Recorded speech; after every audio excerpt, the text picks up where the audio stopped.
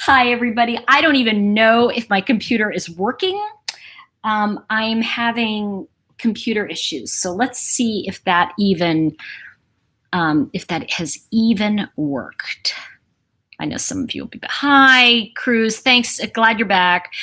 So I'm going to start this with I'm going to start this in a completely different way. The way I'm going to start this video is to say right up front that I listened to the press conference that Frank Rzucek, and I just talked to Duty Ron about it. That's why I was taking an extra minute, that Frank Rzucek gave in Denver.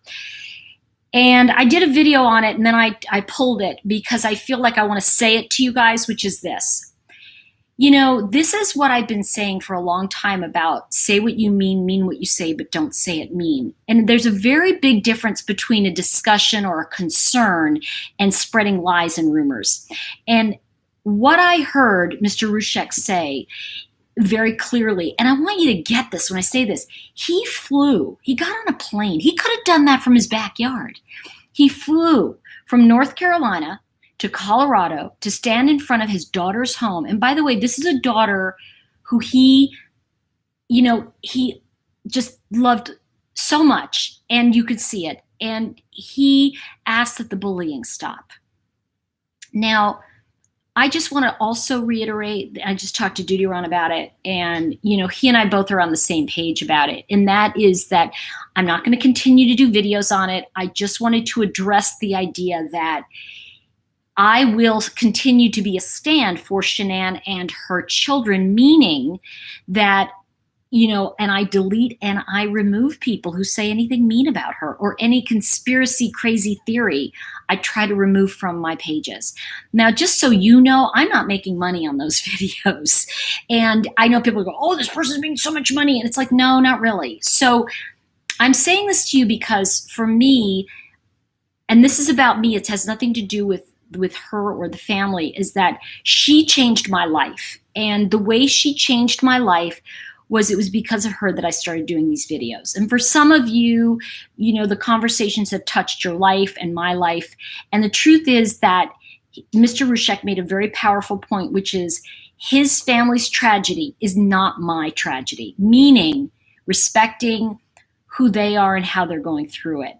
And, I think it's very important. I think that we all have to, and I think we have to understand what he said, because somebody just said, well, you're going to talk about it after he asked not to, I'm out. And I was like, bye. Because what you don't understand is he did not say, don't ever talk about it. When they said, what can social media do? And he said, tell the truth, meaning stop making up these crazy theories about it. Now, if the police later find something, then that will be newsworthy. But at this point, I feel that our dialogue, my dialogue and your dialogue, has been about how she and her family have changed the way we see the world. And I feel, and I know Duty Ron and I talked about this, I feel that he has been very respectful of her and the family, and I do too. That means that I am going to honor, nothing sensational. I don't really have anything to say except thank you to her. Because of her, I'm doing some things I'd never do, you guys. You wouldn't have met me. You wouldn't have seen me. I wouldn't have been doing this. I wouldn't have this channel if it wasn't for Shannan Rzucek. And I'm getting truth bumps as I say that to you, because I cared so much about this woman who was fighting to have this amazing family and this amazing life, and it was taken from her and she was murdered. And I want to say that because of that, I'm here. Because of her, I'm here. And because of her, I laughed when my friend Karen said to me about the nails, like, oh, you have to start selling these nails. And it's kind of like an MLM. And I went, ah. But, the thing about it is that, sorry, I have my eyes.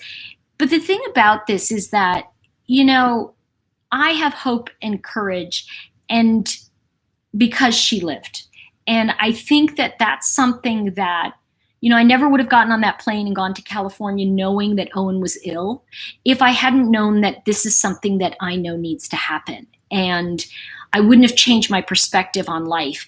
And I think one of the things that we all have to recognize, and particularly all of you, and I really want to send out my heart to all of you, is that most everybody, I know all my subscribers. I can't speak for people who just jump in once in a while, but the people who subscribe to this channel really get that this case changed our life. And this woman and her babies, they touched us at such a deep level. And my thing was, oh, I don't want to be cut out of that caring. But I think that what is too painful is the unbelievable attacks by some channels, and I feel like it's unfair. So I want to say that because I feel like what Mr. Rzucek said, he flew to Colorado, and why in front of her house? He said, because this is where I wanted to say it. And there was a power to that, because this was his last stand for his daughter. Think about that. This was the place that he could stand and protect her and her reputation and her children. And I think that that's something that is so powerful for all of us to get, that yes, give them the space and time to grieve. And that doesn't mean that, you know, that she shouldn't be remembered or they shouldn't be remembered. It means that they shouldn't be discussed to the degree that some people are discussing it. And if there are other people involved, you know, no one's been proven. So I don't want to get into that. And I'm going to leave that to other people to discuss. But for me, I want to talk about current events. I want to talk about miracles. I want to move from the platform of what the Rzucek family has given me, and the gift of dignity, the gift of, you know, Shannan's spirit to help me do the work I do. And, you know, I'm not going to do readings for Shannan. I'm not going to do any of that because I feel like it's invasive. And I'm not going to criticize anybody else who's doing what they do because that's not my jam. I feel that, you know, I've always been here and I've always been available. And, you know, the thing is that I think that there are certain people and channels that perhaps are egregious in this regard. And it's not my place to say, but, you know, that is what it is. So, yeah, and I agree, Duty Ron. I think, you know, what you said, and he and I just spoke about this, you know, did you know who they were? Why did you agree to go on a hate channel? April, let's look at it this way. I think the thing is that sometimes some of us go into the storm because we think we can be the ray of sunshine. And if we look at it that way, I don't think people, you know, because I was doing a tour, a radio tour, and somebody said to me, oh, don't go on this show. These guys hate psychics, but they really want you on. They're top rated in their area. And I said, I'll go on. Because you see, you know, like, why not? Why not bring some of your strength and intuition and positive energy to something? So, you know, I think, April, when we look at it that way, we can look at what can we bring to a conversation? And honestly, you know, in that moment, I was a little younger and I went, okay, I'll go. And I went and I listened to them. And for the first minute or so, they were just kind of like making fun and stuff. And I said, well, if you guys want to have a real conversation, I'll speak. And until then, I'll just let you have the dialogue without me. And they were like, you know, and I said, do you want to hear anything I have to say? Do you want me to give you feedback? Do you want me to read your cards? The guys were like, ha, ha, ha.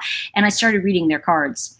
And within a few minutes, they were like, because it was, you know, I told the one guy, you know, about his life and, you know, what he was going through. And I don't like to do that type of reading, but sometimes you got to just go, okay, let's show you the way this works. And the thing is, how could you know that? How could you know that? Well, you know what? I know the pain that you're expressing when you make fun of me. See, I know the pain and the need for attention when I have to put someone else down, when I have to shred someone. It's because, and so when you're talking about going on a channel that's mean or what have you, they're in a tremendous amount of pain. And all I can say is there but the grace of God. I mean, I am really glad I am not at that place where I need that level of attention. Don't get me wrong, I need my attention. Okay, I'm not immune, but I don't want to. You know, years ago, I was approached by the National Enquirer. At the time, I'd had a fashion book out, and it was doing really well. And Blackwell was, he was the guy who said negative things about people like, oh, that person looks like a, you know, tramp in that dress or whatever. They wanted me to come on and do the weekly thing. And publisher was so excited. They wanted me to come on and talk about the horrible outfits people would be wearing. And I said, I can't do that. And they were like, what? You don't understand. You could be so famous. I said, I don't want to be famous for that. And it was like, oh, what are you going to do? I said, I'm not going to do it. I'll turn it down. And they were like, how could you turn that down? You know, and the thing is that, and by the way, Julie, I think, okay, I'm going to address what you guys are talking about in this for a minute. Here's the thing I want to say is that, and by the way, this is also in the Bible. This is not stuff I'm making up. I'm not going to quote it because I don't know the exact phrase, but it's kind of like the idea of let it begin with me. Let me bring the peace and the light into the room. And by the end of that radio interview with those two guys, they were blown away. Because what I did was I pulled it full circle and I said to the one guy, I said, I'm really sorry that, you know, you had a very rough time with your mother. Your father was really not there. And he was like, you know, this. And I said, and what I want to say to you is this, that has given you the gift of your wit. You're constantly, because you were, you know, made fun of and beat up as a kid, you've become a comedian and you're funny. And he was like, and his partners were like, oh my God, she has you so nailed. And he was like, how do you know about my family? And I said, well, part of my gift is that I can see the abuse that creates the gift. So, you know, when I look at, and I want to say this to all of you, what I was moved about from Mr. Rzucek's, Frank, the father, and this is what came forward to me, is what an incredible pain. And he looked to me, he looked angelic. The man he just looked, you know, people in grief in some ways look really beautiful. And I know that sounds odd, but it's kind of everything's ripped away. And he was just, please stop bullying my family. Please stop sending us hateful things. And he also did say, and I want to be very clear, thank you to the people who have been loving and respectful. And, you know, I think it's super important that we get as a community that, you know, what we do and say matters. We're not ineffective.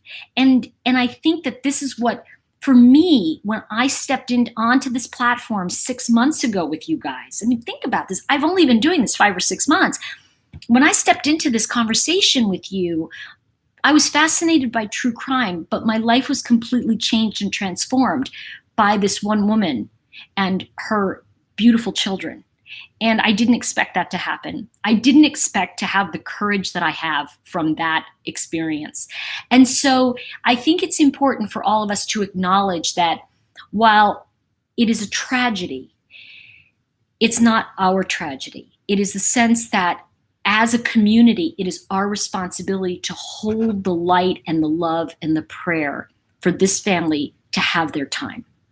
And I feel very strongly about that. I feel that, you know, and I know Duty Ron feels the same way. And I think that the thing that is really very important here for all of us to get is that, you know, what he said was not go away. And I think some of the people who are in upset, right? Who are in upset, well, you're saying this, I'm going to go away. Well, what I want to say, some of the people that are in upset with me, no.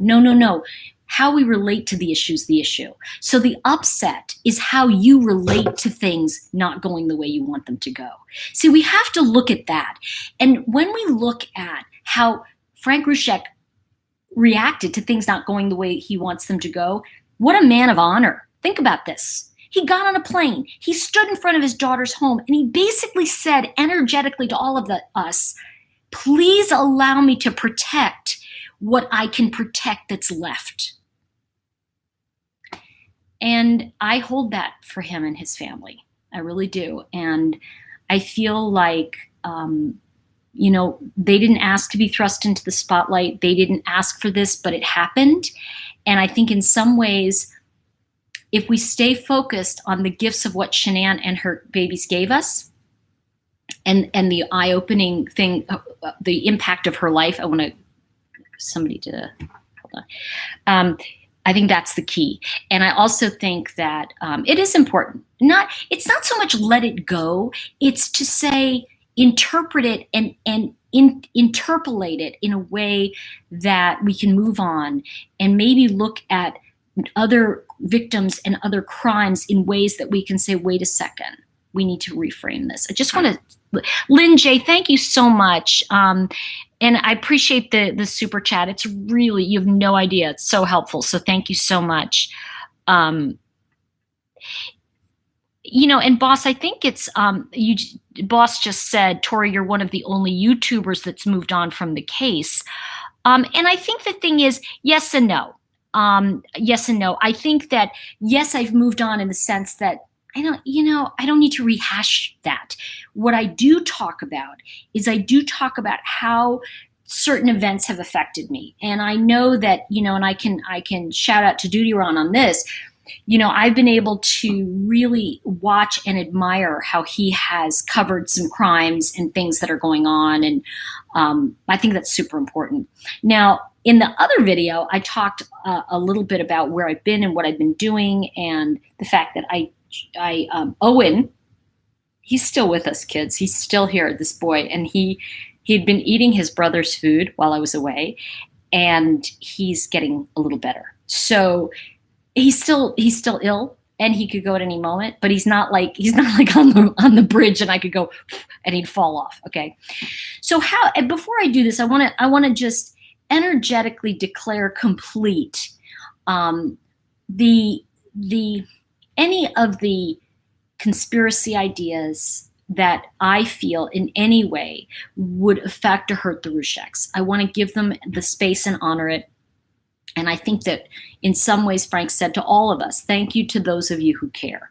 And I really want to say that. I really feel that what he was saying was that his family is very much acknowledging the people that care, but the people that are mean and bullying are too much for them.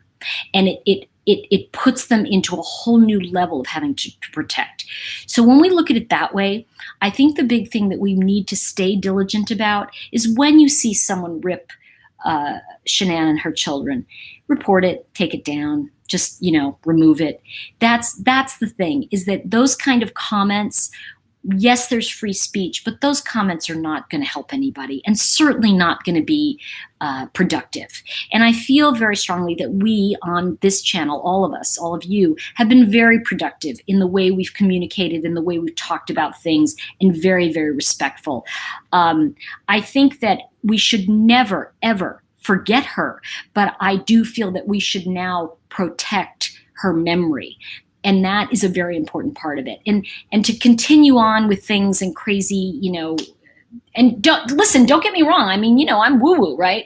But please, enough with the ghosts in the hallway and the thing and the stuff. Let them have their process. And I think that's a big part of it. So I just want to see what you guys are saying. Yeah. Okay, I want to say this. April Teasy, I'm glad you wrote this. And I'm going to share with everybody what... let's see. Here we go. Okay. April says it bothers all of us, but for some reason, those channels are still up posting hate videos about Shannan while conspiracy channels are down. Makes no sense to me. So, and she said, sorry, don't be sorry. You're saying what you're saying. All good, baby. Exactly, Dawn. I don't go looking for it. Listen, here's the thing. We either are in this conversation for upliftment. I don't know about you, but when I go on YouTube, I want to watch people that I think are either funny or going to move my consciousness forward, or that I enjoy listening to. And I feel, and sometimes they're instructional videos, but I feel that at a certain point, if what you're interested in is the machinations and how things work, great. But, while everybody was complaining about other channels, to me, I just kind of let it alone. I figure people, what happened after the Watts case is that so many channels came up because they recognized, oh my gosh, there are people like me who did videos, and everybody went, oh, that's good. But you know what? There's also lots of chocolate in the world, but not all chocolate tastes good. So I want to say to you that, I'm not saying that I was the best at anything, but I am saying that what it brought for me was my voice and my ability to communicate with you, and I'll be forever grateful for.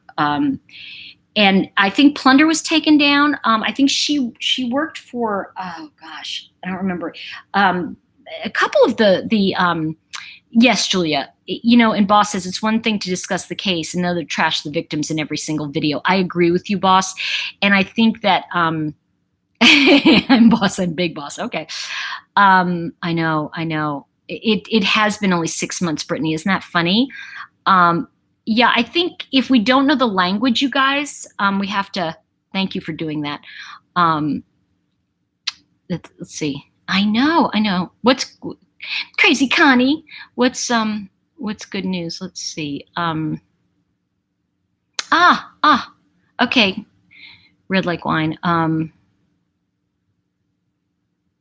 Yeah, I think that's the thing, is that, we have to be the, if you will, the best way for me to put it is we have to be the spiritual warriors for these people, in the sense that during this time, really protecting their ability to honor their loss. And I think that, part of it is that sometimes, and this is true for me, sometimes, like, I can get 70 million people who go, oh, this is fantastic. But the 3 who tell me I'm fat or old or this, it's kind of like you can have a beautiful blue sky, but you're staring at the one cloud, because the one cloud, if we're human, this is the thing. I'm not some professional, like, TV announcer, right?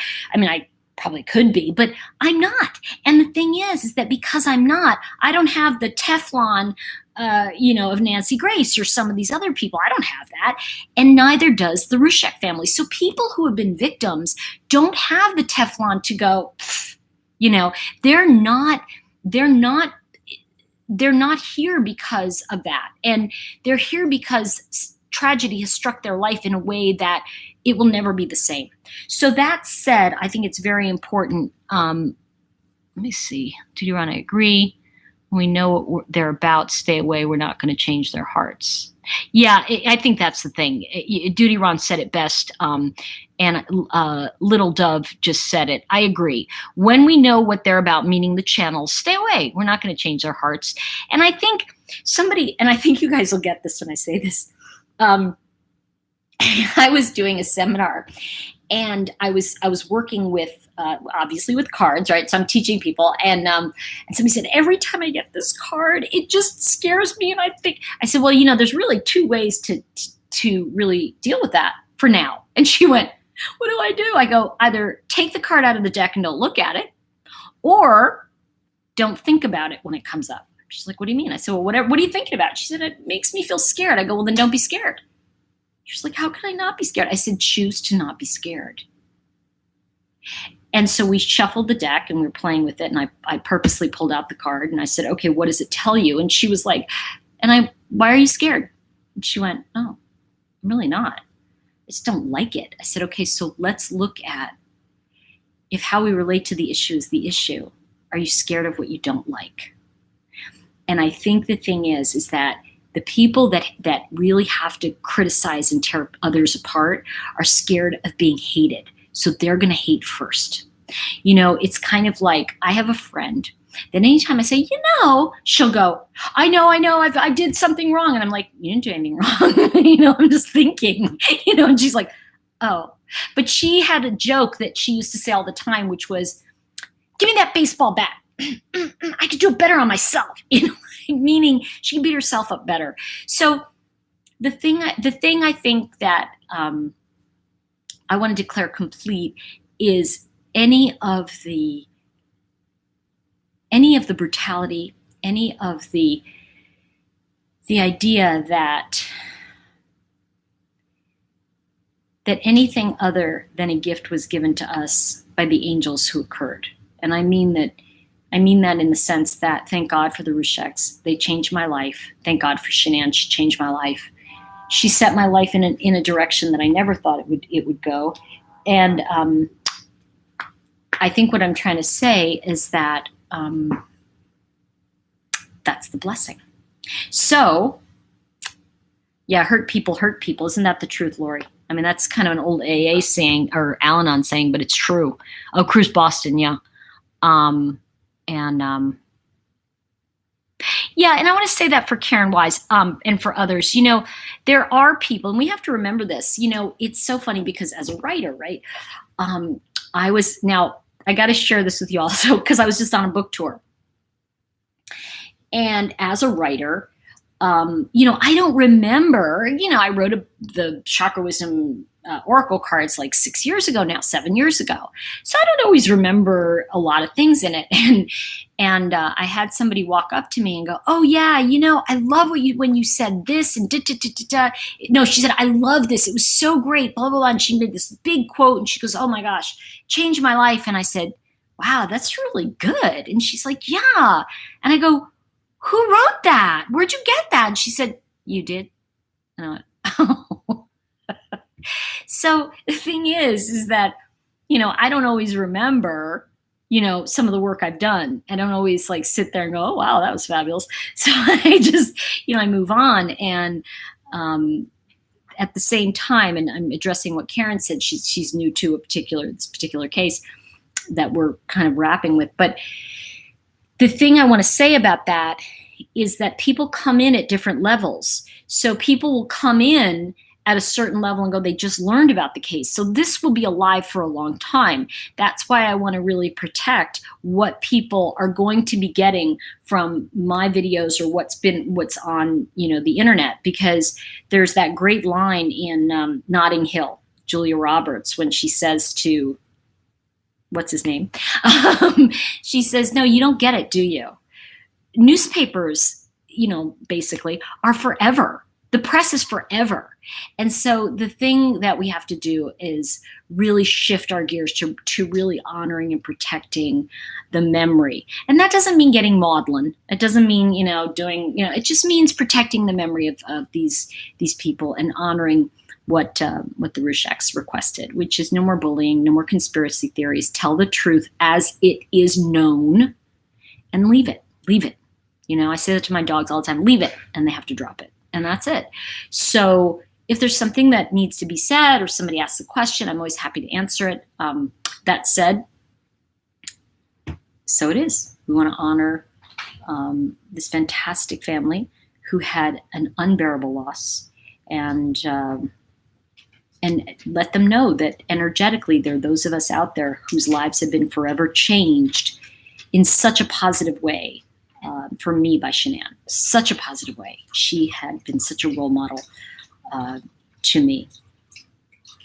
Is that pillow that says subscribe? Yes, it's a pillow. Check this out. Oh, Gavin thought it was a toy for him. Okay, so you can subscribe to the channel. And I totally fell in love with it. I thought, sometimes I do go back, Dawn. Why? What did I miss on the chats? Did I miss something? Did I say something bad? Tell me if I need to go back. Sometimes I do and sometimes I don't, but I try to. So this says subscribe. So as a reminder, subscribe to the channel, right? And I love that. Yeah, thank you, Sensible Crime. I really appreciate what you're saying. And let's see. Yeah, Cruise Boston. It's about time you start getting your channel together. Thank you. I'm gonna look back. You have me looking back. I'm just gonna flip back here. Why would people give them grief after what they've been through? Well, I don't think, I think it's people who are extremely powerful. Do you want to come say hi? This is Owen. Come here, O. Do you want to come up here? I'll have to lift him, but do you want to see Owen? Come here. Come on. Come to me. Come here. Oh, you're just so big and bad. Come here. He wouldn't love you, buddy. Oh, okay. Oh, this is Owen. Okay. It's my O. It's my buddy. He's like, what have you done to me? So, hey, do you want to say hi to everybody? This is my Owen, and I want to answer that. I think why people would attack, why people do it, is because they don't realize that the people that the people, those of us out there, are reading it. You know, people will say all sorts of trash, and then I go, did you mean what you said? And sometimes, yeah, I did. And I go, okay, click, bye. and that's what we have to put up with if we're on YouTube. But hey, babe, look at you. You're getting all this love. I don't know what Reiki people sent, but I'm telling you, kids, who's that? Who is that? You gonna be good? Yeah. Aw, he's a good boy. He's my babe. Right? And it's hard to see, but he's got like a hard golf ball on his elbow, basically up here. So that's a cancerous tumor. Oh, did you want the pillow? Oh, that's very interesting. He put his head on it. So anyway, so that's my thought on that. Did you want to get down? Now he's going to get down. Let me just let him down, so because he gets very okay, buddy. Okay. Shh. There you go, boo. All right. Just want to let him down so he doesn't fall. Okay. I know. Believe me, I prefer dogs over some people too. And I think that thank you, Esley. I appreciate it. One of the things I was told amputation was the only cure. Now, here's the thing. If I was given an opportunity for amputation on that, because Whippets happen to do very well, I would have. But here's the other thing. His heart is enlarged, and so it's just it's a cluster. But what you guys can't see is that his chest was enlarged this much from 90% enlargement, and it's gone down. And so it's very odd. You know, I don't know. People are sending Reiki and prayers. I tell you what. Now, people may make fun of me or whatever because I'm psychic and I am intuitive and I do some, I do this work, bringing it through me. But I will say that I believe so strongly in the power of prayer.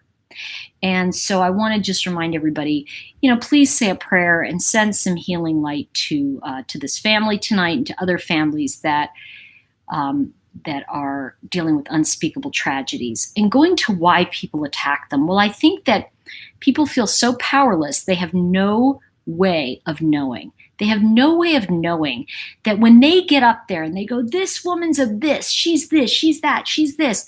They have no way of knowing that the family actually reads it and that it is devastating to read that. So, that goes to the note I wrote, and I think I shared this with some of you. A woman wrote on my feed, and I actually had talked about this at my talk in California last week. And I said, a woman wrote this on my feed. She said, F you, you're this, you're that, you're a loser, all kinds of fun words like that are like, I want to say they're $3 words, She used a few $3 words and one $7 word, and it was like, wow. It was the first thing I saw that morning that I found out Owen was very ill and probably wouldn't be here forever. And I think I shared this with some of you, but I wrote a note and said to her, this is the first note. This is the first thing I read this morning, and I found out my dog was dying. And I wonder if your words you want that to be the last thing one of your loved ones heard before they died. And if we can say, yeah, I want them to hear it, then, well, they're probably a sociopath, but still have at it,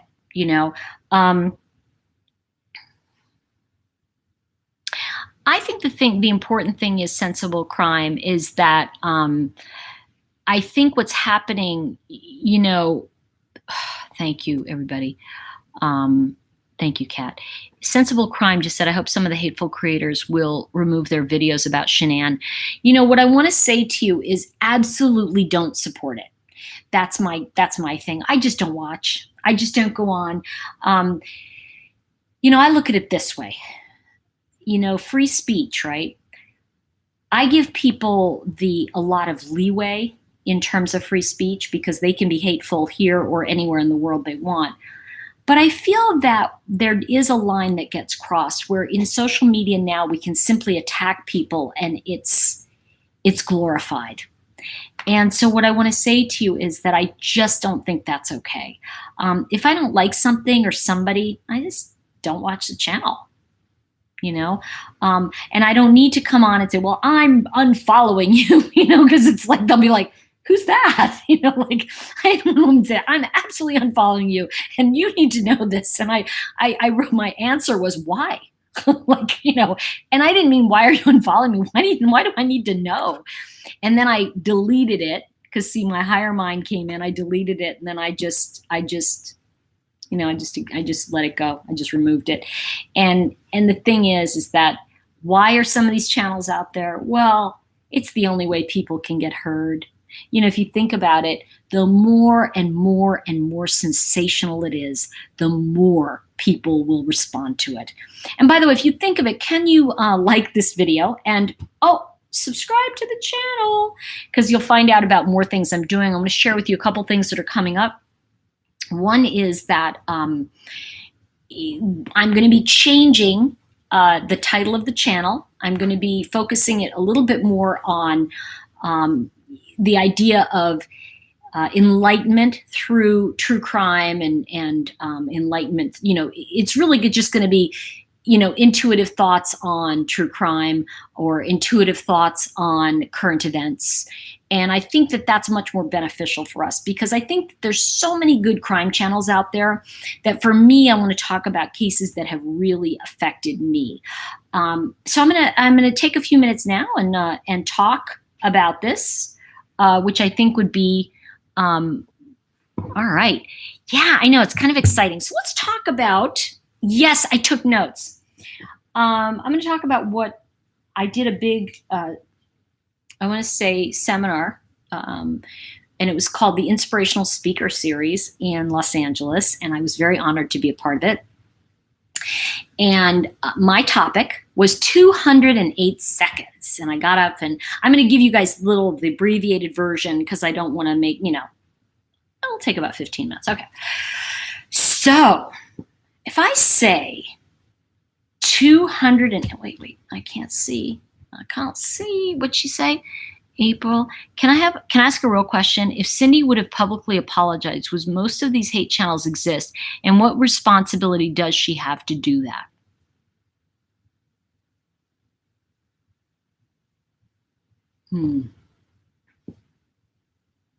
See, I wonder about that, April, and I'm glad you're bringing this up, because the thing that you're basically saying is, if she had been able to ride a pogo stick, would the outcome be different? And I know that sounds kind of like, what? But if we think about how people are, it's like the video I did, I guess months and months and months ago, where I said, where I did it as if I was talking to her directly about behavior. And one of the things that, I don't remember which video it was, but a lot of people were saying, yeah, that's great, but she'll never listen. And I thought, you know what matters, though? It's not that she listens. It's that we listen. You listen. See, if you get it, that's the gift. Whether or not this other person is going to get it is like, well, maybe they will, maybe they won't. But I don't think there's anything, I just don't know if there's anything that this person could have said, because nowhere in any of the conversations have I heard anything about the wedding invitations or any of the things that she did. So I can't help but think that people who just say she's a good person and you don't know her, it's like, no, I don't know her, but I do know my reaction and my visceral response, and how I felt about it. So I think pretty much how I felt about the circumstances were such as they are. I think I voiced it. And, I think it gets into, if so-and-so did this, well, it might have been a different crime. And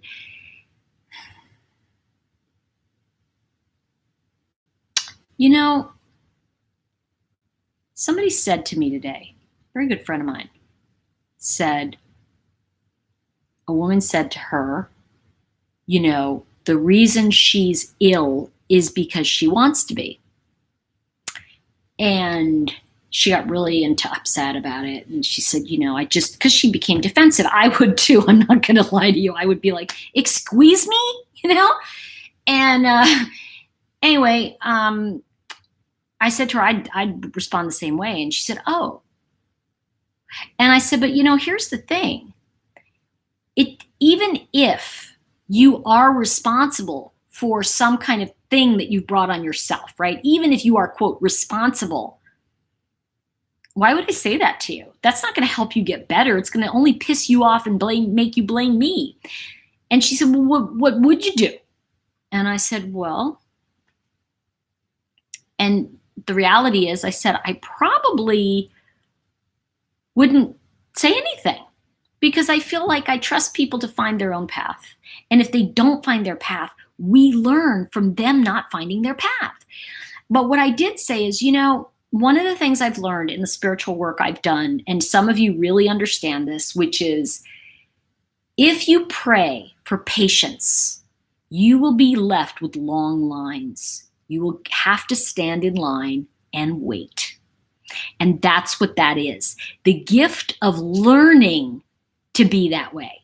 So learning how to walk through our issues in life or our challenges, that's the path. So we may say, I want to be someone that feels free. But when you look at someone who cannot own what they've done, they're never going to have freedom. They're going to get stuck in the lack of being free and continue to say, it's someone else's fault. So there is a pattern to personal responsibility. However, what I have a problem with is that a lot of times it shows up looking like shame. So we get shamed for it. So I think the entire thing of like shaming or blaming anybody isn't the point. And even for me in that, and April, I'm glad you asked that question, because even in that situation, I would say, she didn't do that. So I can't say what I like to look at the choices that were made. And I can tell you that if someone changes their choices, then they get the awakening. And that's kind of how that goes. Makes sense? I hope that makes sense. Because I think it's, I think it was a great question. But if you cannot stand in line for more than 1 minute without feeling such horrific pain, well, then you'll get the lesson in a different way. Yeah. Well, okay. So you know what, April, I'm going to share something with you. Okay. Okay. Thank you, Cruise Boston. Thank you for removing that. Okay. So let me tell you something, because April said an apology would help me move on. So here's what I want to say to you. I want you to bear with me. If that would help you move on, energetically, and I'm not, it's just, I'm sorry. Because if how we relate to the issue is the issue, then it's the need of the apology that's the issue, is that who didn't apologize? Whose apology do we really need? And I'm saying this in the energy, in the most loving energy. I don't mean any disrespect, because I've been there, all right? And I couldn't say this to you unless I'd been there. So what I'm saying is that, if someone has to do or be something so that I feel better, then, it doesn't quite work like that, because if they go to therapy, I'm still going to feel the same way. So I don't know. Maybe what you're saying is true, but I also feel like I think we all would have liked for every person to be able to own their stuff. But the truth is, if she were different, the whole crime probably would have been different. So, it's kind of an interesting thing. If we pull that pin out, what happens to the rest of it? So thank you for bringing that up. So let's talk about, let's see. I don't know what Sean said. Let's see. Oh, there you go, Stevie 33. Yeah, exactly. I love you and I get it. I'm surrounded by narcs. Okay, here we go. And it drives me crazy how they seem to get away with so much. So yet the case is personal around. Yeah, I think that's the thing, is that if we are surrounded by people who consistently get away with stuff, and I want to share this with you from my own, open my own vault. I think I'll share the other story another day, because I think this is more vital. So I may have shared some of this with you guys, but growing up, my mother and her sister were the only two siblings in her side of the family. And my father had siblings that were all dead. I'd met my uncle his brother for a fleeting time, but I really didn't know them. My father was much older. He was born in 1922. So, his siblings were even older because he was the baby. So you can get the idea that that was an older family.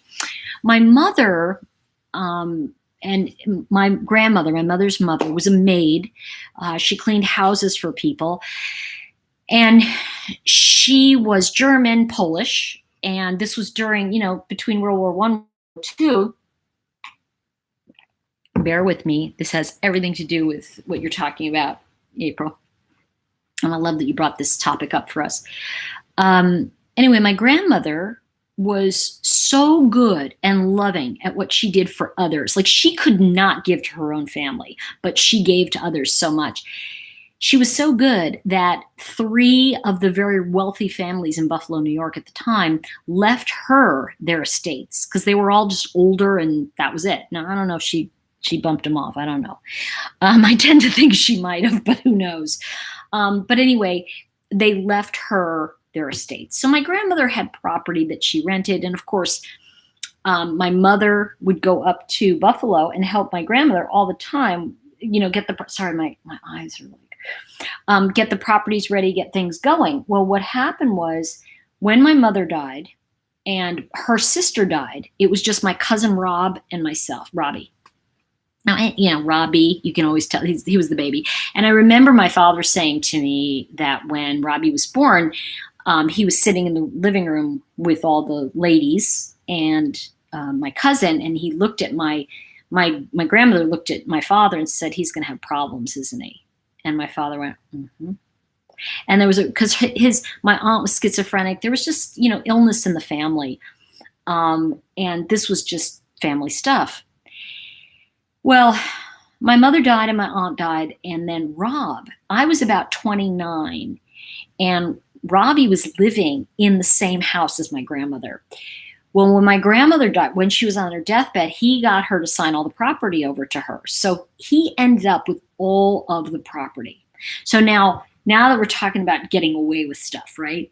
He got everything. Like, he got 2 houses on Ashland Avenue, 1 on Lexington. I felt like, Monopoly. And he got everything. And my father was furious. My father was like, "I can't believe it. We're going to go to court. We're going to, because my dad was like, protective of me." And I was furious too. I was like, and finally I just said to my cousin, "Look, I'll tell you what, because he kept lying. He kept saying, "Oh, I'm going to pay you. I'm going to give you some of the money." I'm like, "You're not going to give me anything. So stop lying to me." Right. And that's the thing, is that he kept lying, even though I told him, "Stop lying." So what ended up happening was,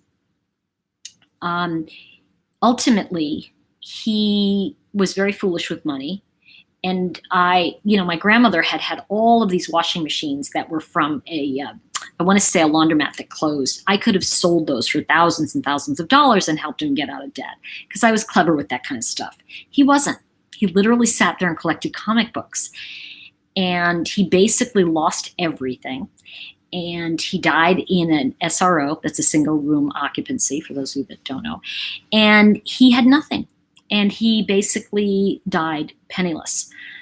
And I remember having the conversation with my dad. And my dad was like, "It was really unfair that you didn't get anything." And I said, sometimes when we think other people are getting away with something, they're not getting anything. Because you see, what it gave me was magical karma points with property. And when I say that to y'all, it's like, what? Well, what happened was I ended up getting my first condo in Santa Monica by the skin of my teeth. Because I discovered money that this is a crazy ass story, but I discovered money that had been in when I invested $500 when I was 19. So there it was, like 20 years later, right? And 15 years. Anyway, you guys with me? I want to make sure hi. Okay, I got it. I want to make sure you guys are listening. Are you with me or?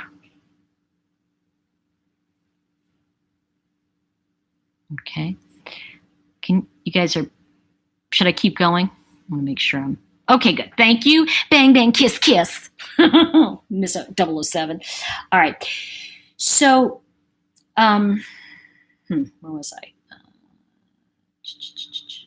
this is such a crazy ass story. Where was I? And now I lost my train of thought. Am I lagging? Oh gosh, darn it. No, I'm not. Property karma. So I had $500 when I was 19, and it actually was $1,000. And I said, I want to invest this in, it was like a John Hancock mutual fund to this investor person. And she said, oh, no, you don't want to invest. I said, because it was young investors, and I was 19. I said, oh, it's young investors. I want to, she said, no, you don't. And I said, yes, I do. And I was fighting with her. And she said, I'll let you do 500. So I was like, okay, better than nothing. So we put it in. And those were the days when advisors could push you around. So that particular account for 20 years sat dormant because it had I want to say it was 15 years. It had a reversed Social Security number from me. So I never knew what was in it. It was only $500, right? So I was $8,000, $8,600 short for my first condo in Santa Monica. And I was like, my dad didn't have money, and I was alone. I was like, what am I going to do? I got to come up with this money if I want to buy this condo. And I just had no idea. And I just sat down and said, okay, show me what to do. And suddenly that thought came into my head. And by the way, sometimes when we pray, we get a thought. And that thought leads us to where we need to be. And sometimes people go, oh, why am I thinking about that? And they dismiss it when it's real. So I picked up the phone, and because the thought was, whatever happened to that money? So I called John Hancock. Are you lagging? Damn it.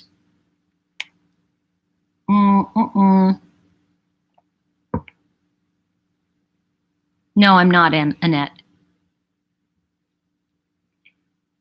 Okay. All right. You're not lagging. Okay, good. Okay. Annette, I am not. I'm not going to be doing videos about Shannan. And the only way I would is if I was asked to by the family, but that's it. So anyway. Okay. So I call up John Hancock, right? And I call them up and I go, what the heck?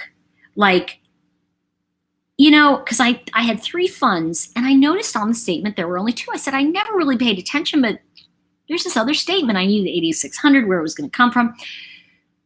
Okay, guys, buckle up. So the guy says to me, oh, this is weird. I said, what's weird? He said, well, you invested $500 like almost 15, 16 years. It was, I think it was 16 years. What is it? Yeah, 16 years prior. Yeah. And I said, why have I not gotten statements? He said, and he looked at his, you know, how they, and he goes, oh my gosh, you have an inverted Social Security number. And I went, what? He said, yeah. And he read the first 3 numbers, and the first 2 were backwards, right? Or the second 2. And he went, yeah, that's why it was never reported. You didn't get anything. And so, oh no. Okay, got it.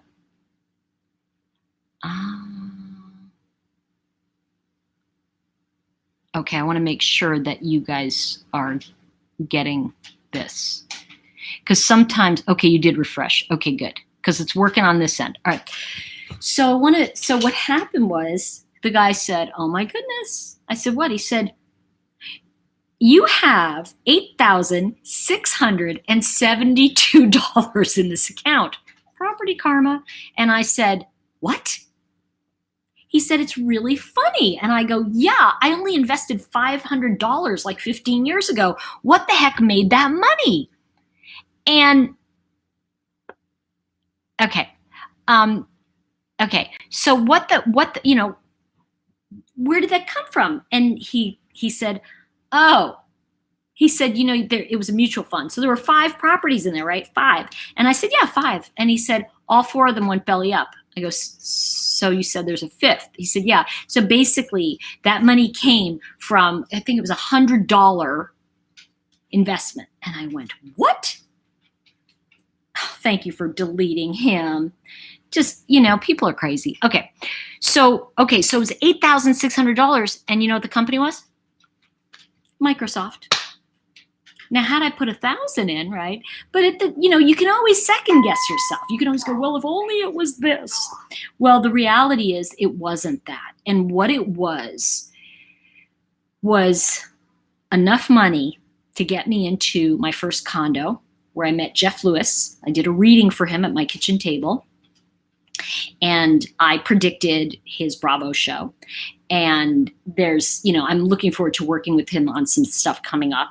Hopefully we'll do some things. I just love him. And he's a very good friend, I think, in my heart, And so the point I'm making is that was my first bit of property karma, because you see, my cousin had stolen it all. So what I want to go back and say to all of you is that sometimes when you think people are stealing or getting away with things, take your focus off what they're getting from you and think of what you're being protected from. Because, it's all right, sweet pea. Had I gone ahead, come here, had I gone ahead and, gotten into some lawsuit or really threw myself into it, I would have been like, oh, I would have had nothing. Because at the end of the day, I would have spent all of that time doing that rather than studying the things I needed to study to move my career along.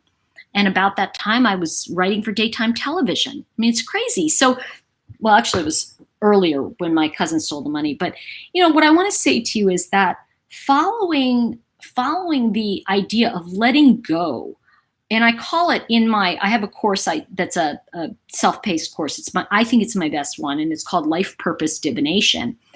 And there's a section in it, and bear with me, I'm not trying to sell it to you, I'm telling you what it's about. There's a section in it where it talks about we have to let people off the hook. Because one of the things I talk about is who is on the hook that is keeping you stuck. Somebody is on that hook. And as long as they're on the hook, like I get to fail because you see, and here's the funny thing about it. I could have used that as, well, all of that was due me, and my grandmother screwed me, my cousin screwed me, my aunt, that whole side of the family. And it was like, okay.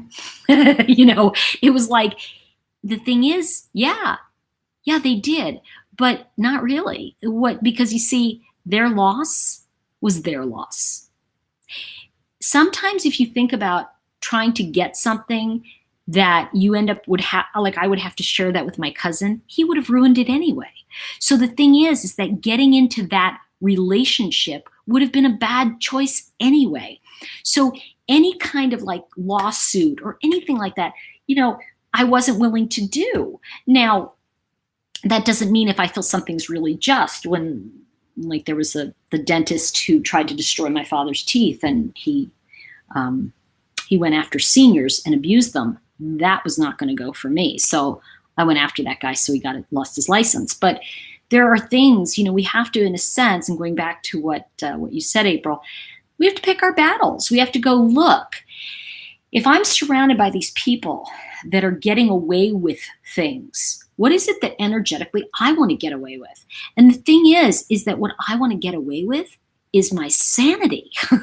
I feel like, and I was just, I was going to text Jeff and just go, I feel sometimes like I'm going sane, because I'm going sane. It's like moving away from the insanity that the conversations that people, that people have with us, that like we go, I don't want to live there. I don't want to be in that with you. And I'm going to tell you something.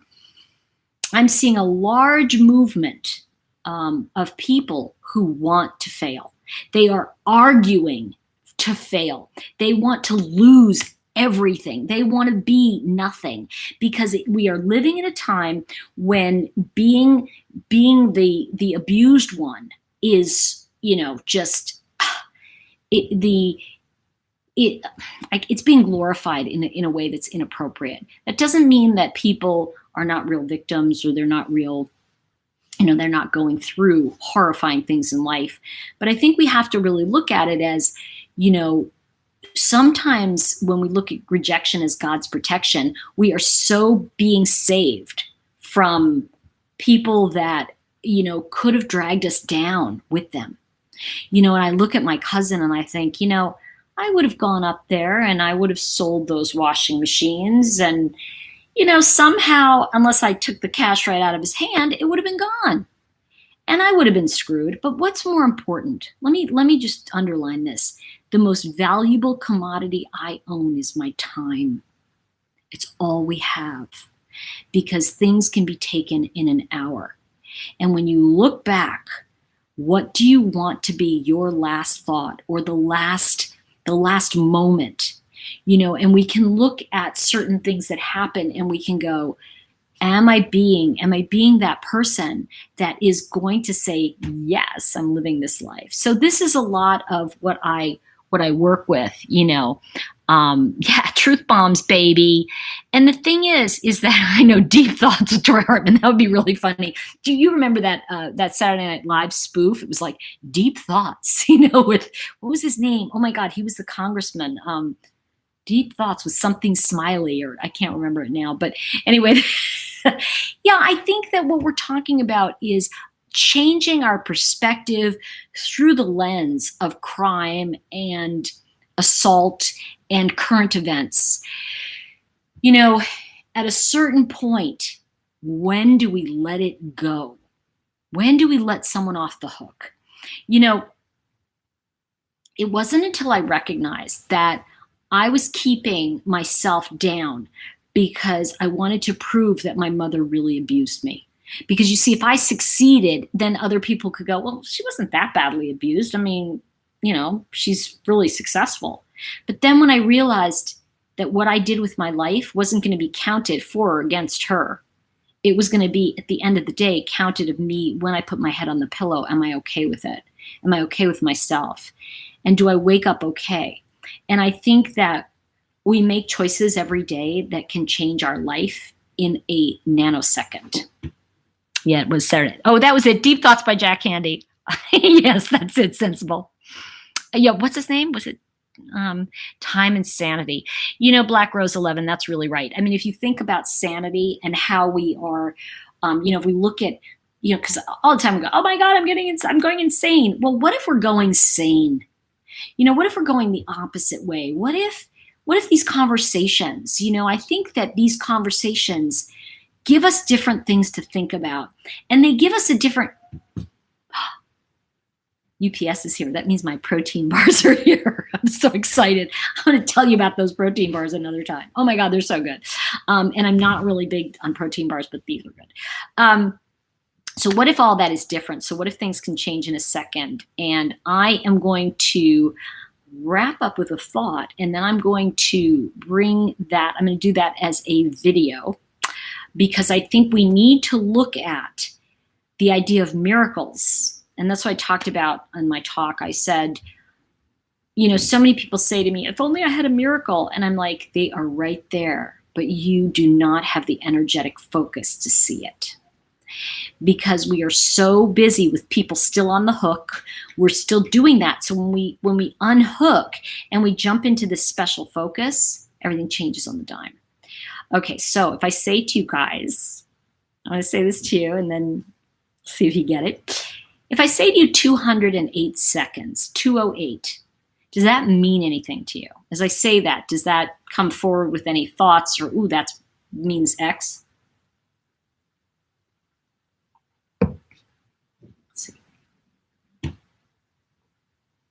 Anybody saying anything? Oh, here we go. Okay. Oh, I had. Okay. Aw, thank you, Lori. There you go. Yeah. Lupus. Angelina, right on. All right, give me a second, mister. They're all crying. That's good crazy and bad crazy. I think, let's hope I'm good crazy, but I am crazy. Something, we're all mad. When I say mad, it's like the Mad Hatter. We all have a sense of madness about us, and that's what's magical. It's the things that people go, oh my gosh, does that kid do anything but X? So if I say 208 seconds to you, somebody said the number 10. That makes sense because it's numerology, right? But what if I said, now I'm going to put it in a different perspective, 208 seconds? What does that mean to you? Does that change what you're thinking? Oh, yeah. Okay, trainer bus to catch. Good. 3.5 minutes, Joanna. Very good. Okay, so I'll tell you what it is. I'm going to give you more clues now. 208 seconds is the time it took from the bird strike until Sully, Captain Sullenberger, landed the plane on the Hudson. How about that? 208 seconds, truth bumps. 3 minutes, 28 seconds. 3 minutes. 3 minutes, right? Yeah. Thank you, Angelina. 208 seconds. Think about that. Now, the seminar I did last week, I talked about that and everybody went, same thing. They went, wow, yeah. So let's talk about that for a second. That could have easily turned into a tragedy. But I want to share something very miraculous with all of you and the reason it was a miracle. And I'm going to pull it just a little bit apart, and I'm going to do another video about focus and all of this kind of stuff. Because when we talk about big events that happen in nature and how are we riveted by them, this was one that we were completely riveted by. And part of it is that I know Sully is a hero. He's skilled. Didn't realize till. Oh, thank you, Penny Sue. I'm having brain boof. Lost me. Okay, Sully. I'm going to go on. Yeah, exactly, Cruz Boston. Okay, great thought. All right, so here's who this person was. I'm going to give you a little bit more. It was. Forgive me if I get the date. I think it was January 15th. 2009. It was actually 10 years ago when Flight 1549 took off from LaGuardia Airport. They were literally just about, I think it was just a little over maybe 1,000 or 2,000 feet in the air. They were not high. They were starting to climb.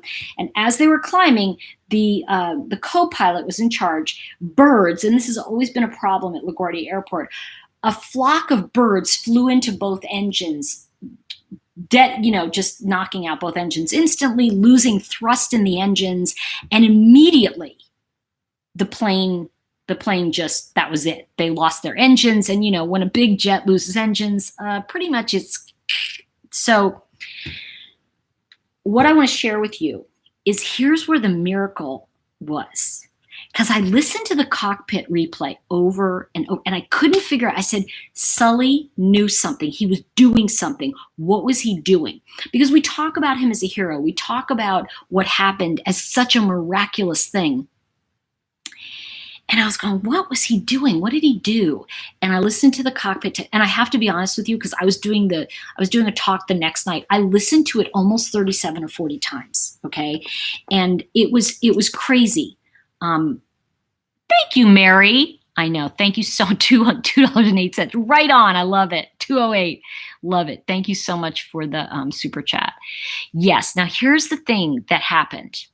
Okay. I know your birthday. Ooh, special Capricorn. Okay. So let's think about this for a minute.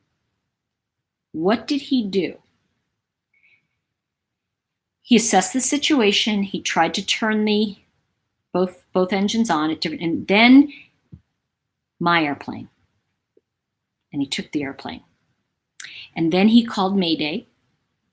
And in that moment, it's probably a friend I don't want to talk to. Hold on. Oh no, guess who it is? Guess who it is, guys? It is those robocalls. The one telling me that something of mine is being compromised and I have to give $1,000 to the IRS or something. Anyway. Okay. So I was listening to the cockpit tapes over and over and over again. And of course he said my airplane. But what I think a lot of us missed is the moment when his intuition kicked in.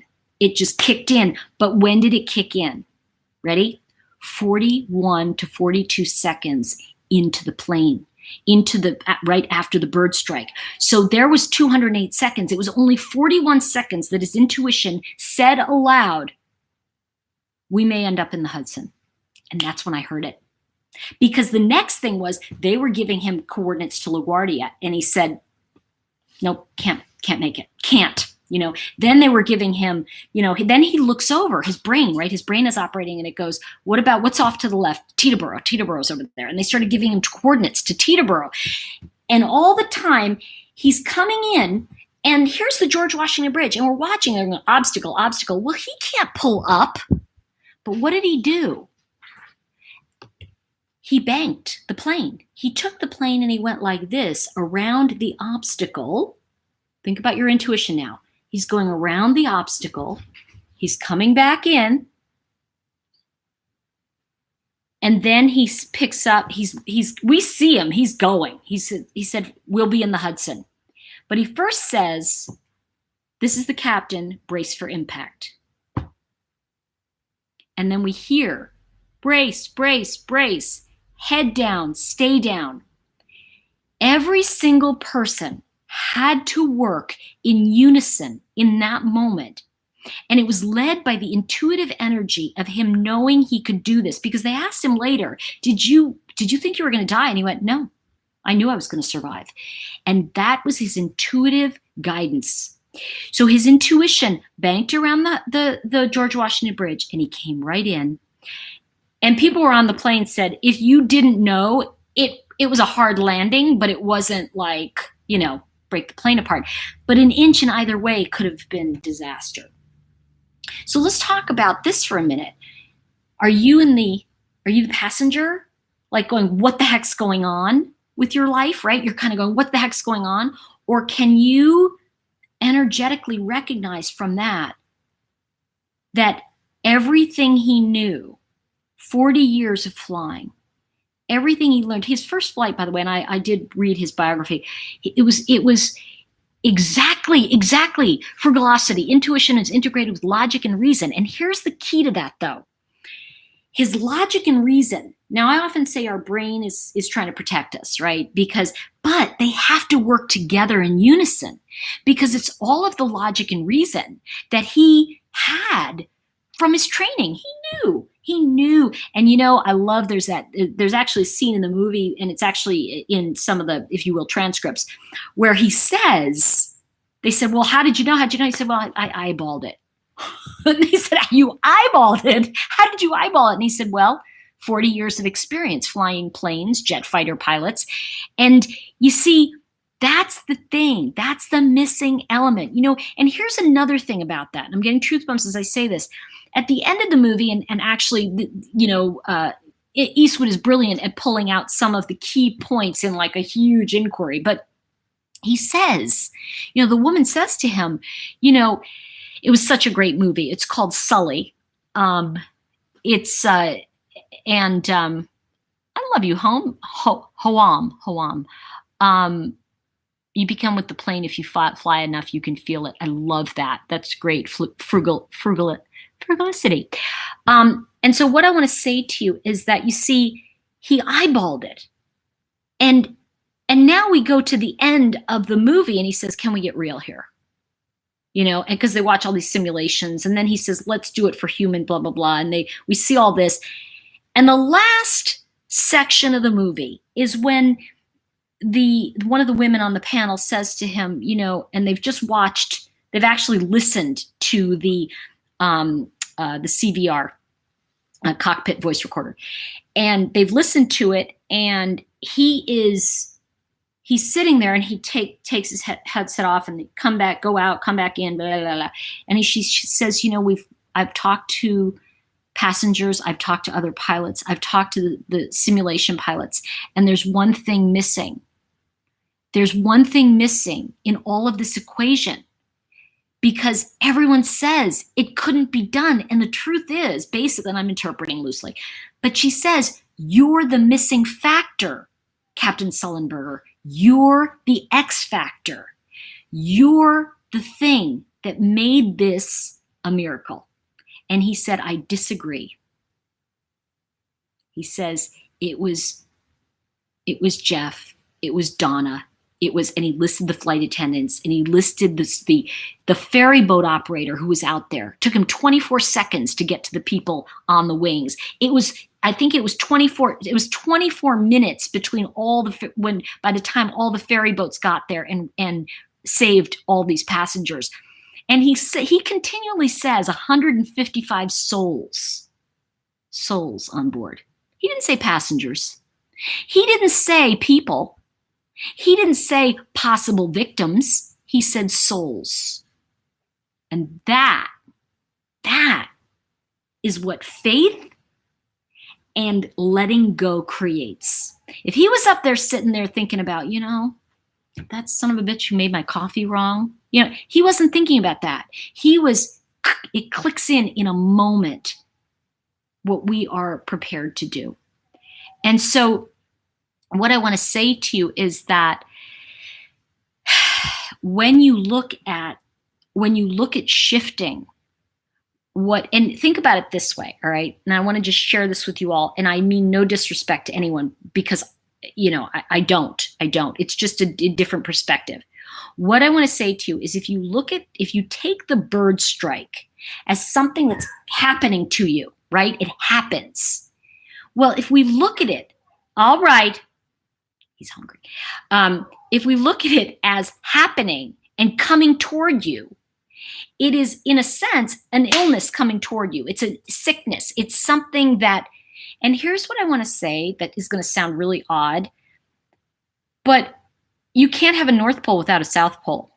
You can't just have a North Pole. Okay, here's the North Pole. There has to be a South Pole. So therefore, even if we don't see it in the moment, there has to be a way to do something, a solution, a cure. There always has to be that opposite, I know I'll get my Amazon package, don't worry. It's not that cold today, or hot, I mean. So I think what I'm trying to say, and I go into this a lot more, but one of the things that I think is super important is for you all to recognize that everything that's happening to you intuitively is because we request a particular thing that we want to do, have, or be. Now, for me, I know that one of the things, my biggest thing growing up, was that I was completely, my mother was she was the alcoholic that would rip me to shreds and then build me up. So it was kind of like, it was never any, so it was never anything. I'm just going to turn this off. Why, guys? Why? Oh, I get it. It's the robocalls. So anyway, the thing that I'm trying to say is that when my mother did this, I was complete. I know, boo boo. Give me a minute. I was completely dependent on everything that she said, because I had to. Come here, boo boo. If I wasn't dependent, then she hated me. It was just this weird kind of thing. And the point I'm making is that when I separated from that, once I separated from that, it was a game changer. So that said, oh no, you know what the music is? Actually, it's Shaft. The theme from Shaft is my, and it used to start out. I had to, my engineer, when I was living in California, it used to start out with, "Who's the private dick that did," like everybody in the room would go, "What on earth?" And so it's actually one of the, it is one of the, I want to say, it's one of the longest pieces of music leading up to Lyric in history. Great piece of music. I know disco, right? But I love the theme from Shaft. I was actually a huge Isaac Hayes fan, and what an amazing talent. But anyway, that's another story. So I did see someone post that After Duty Run called. Now I get it. Okay, yes, it was about Shaft. So it's the lead up. And I want to just remind everybody that I am, and I'll put the link up, because I just started this fun thing. I promised my friend Karen I would do it, because I love them. They're the nails I have on are real nail polish. It's Color Street, and my link is colorstreet.com/such cute nails. So there you have it. And just wanted to, oh, it's Jeff. How funny. I just wanted to kind of give you guys a chance. You renaming your channel. Oh, yeah. I'm going to probably rename it just to be, it's going to be the same me. It'll just be something like Enlightenment Through True Crime. But I'd love to hear your thoughts. And I'm going to continue to do my cards. That's not changing. The protein bars. I'll show you on the next one, okay? Because you have to look at it because they're so good. Oh my God, and I love chocolate. I am sending you all lots and lots of love. Please give a thumbs up if you like this. It really does help rankings and stuff like this. Remember to share the information with others, because that's the only way we can all in this community come together. And yes, these are on the website, colorstreet.com/such cute nails. That's my little thing. So please like and subscribe. And I am, golly. I don't know if something happened, but I'll have to pick up the phone, I guess, eventually. All right, guys, love all of you. Thank you so much for tonight. So good to be back, and I'll be posting videos again and getting into some of the, not just true crime, but miracles that happen so we can see and learn from everything. Whether we look at it as good or bad, we can look at it as something that comes from us. What I want to say to you is, please remember, say what you mean what you say, but don't say it mean, and be kind to each other. That's all we really have anyway. All right. Much love, everyone. Bye for now. See you guys soon.